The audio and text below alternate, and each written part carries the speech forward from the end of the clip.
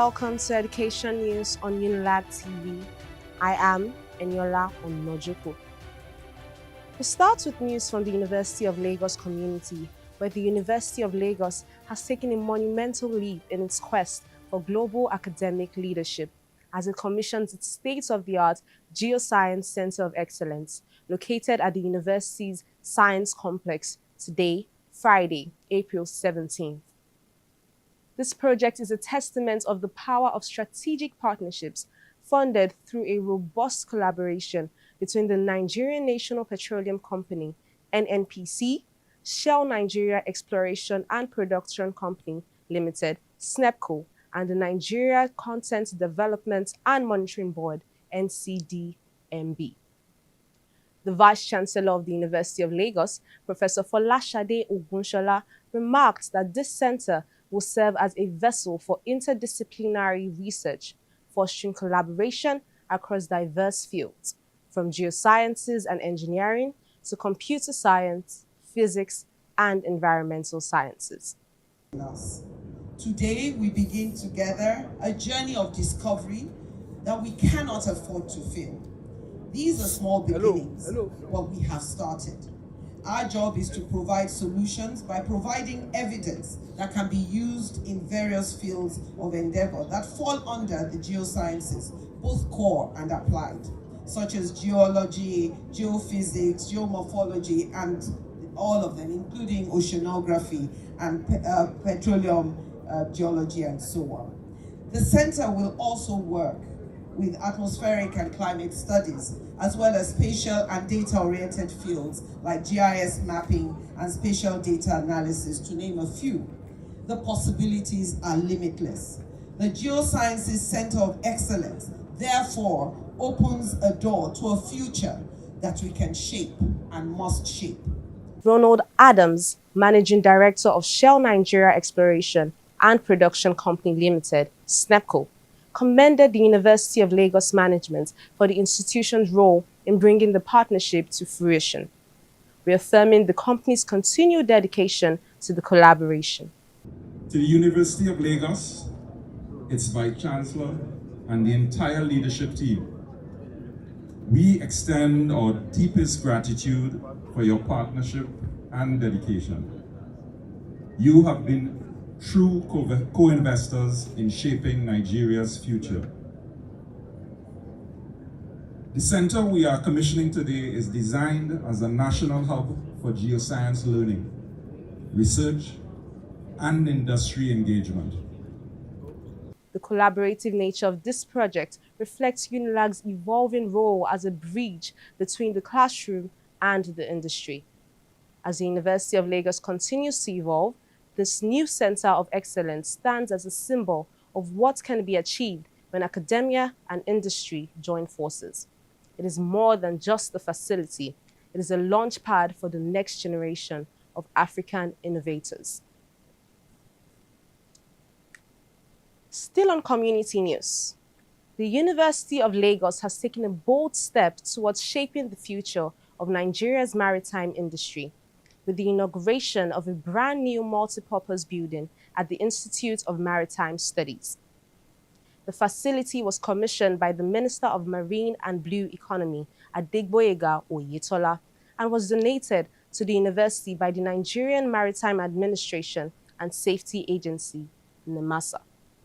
The state-of-the-art building is equipped with modern lecture rooms, laboratories, and specialized facilities designed to support teaching, research, and innovation within the maritime sector. Speaking at the inauguration, Minister Oyetola described the project as a major milestone, emphasizing that the future of the blue economy will be shaped by the quality of minds nurtured within institutions such as UNILAG. He also highlighted just how critical the maritime sector is to Nigeria's survival, noting that more than 90% of the country's trade is conducted through maritime channels, making it vital for economic diversification, job creation, and sustainable development. This development signals exciting opportunities for students with interest in maritime law, ocean science, logistics, and the broader blue economy. Now to news from other institutions. Students of the Obafemi Awolowo University in Ile-Ife, Osun State, have brought an end to their 72-hour lecture boycott, which was triggered by the institution's inadequate transportation system.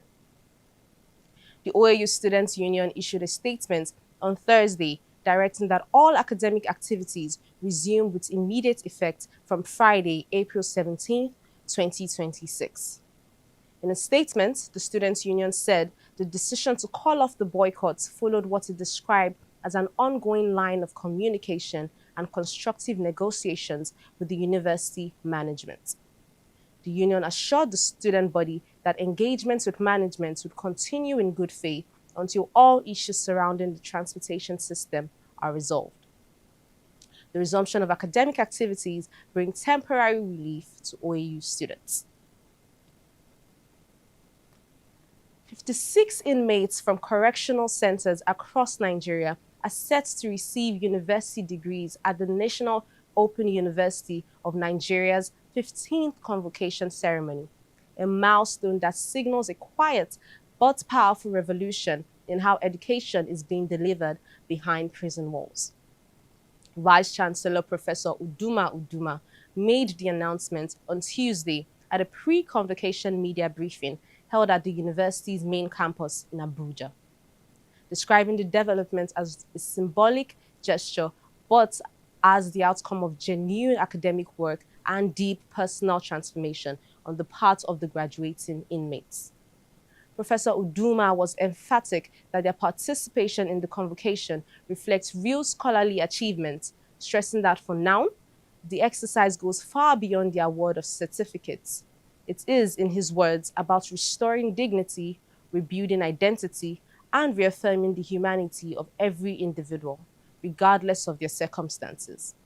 The Vice-Chancellor framed the initiative as a deliberate institutional policy built on the principles of inclusion and second chances, adding that the decision to extend university education into custodial centers is rooted in NOUN's core philosophy that no human being is beyond redemption, and that education remains the most powerful tool for national transformation. A critical shortage of student accommodation is threatening to overwhelm the University of Abuja, now officially renamed Yakubu Gowon University, as its student population continues to grow faster than its infrastructure can keep pace with. The warning came during the institution's combined 29th and 30th convocation ceremonies held in Abuja today, where 12,624 students received their degrees, including 77 first-class graduates.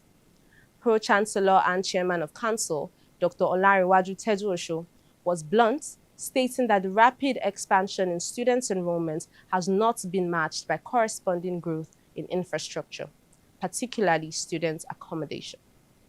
He described the situation as unsustainable and issued a direct appeal to private investors and corporate organizations to support hostel development, stressing that a hostel is more than a building, it is a foundation for learning and dignity.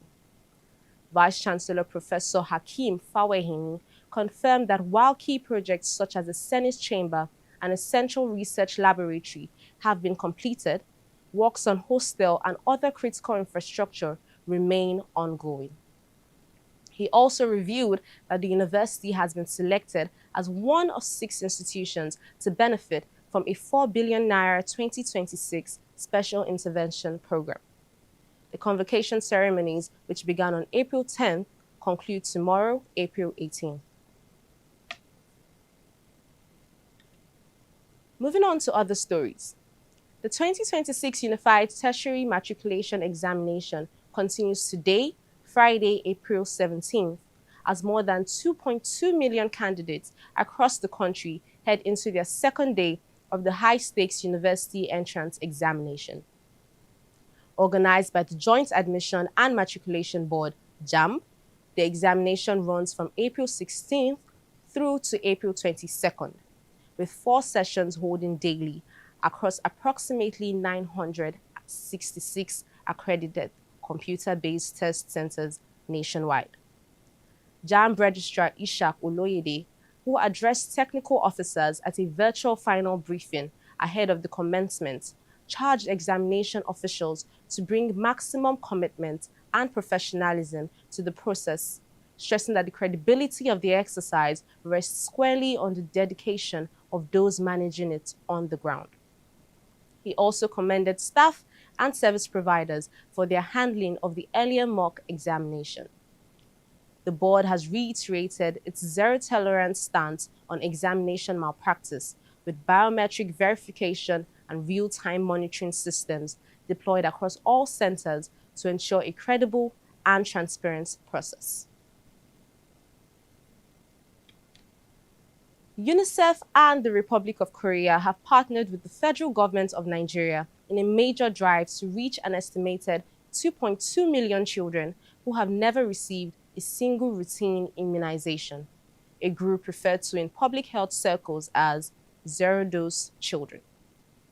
The partnership was officially launched at a ceremony in Badagry, Lagos State, with the goal of identifying and vaccinating these unvaccinated children and strengthening routine immunization services across 6 states. According to UNICEF, these zero-dose children live predominantly in urban slums, border communities, and hard-to-reach areas that fall largely outside the coverage of existing health services. And Nigeria currently holds the unfortunate distinction of having the highest number of unvaccinated children in Africa and one of the highest in the world. The UNICEF-Korea partnership represents a serious structured response to that emergency, and its success will depend not just on governments and international agencies, but on communities, health workers, and young advocates like us. That's it on today's news update on UNILAG TV. Do well to follow us on all social media platforms at UNILAG on TV for more news updates. I am Eniola Onojoku. Thanks for watching.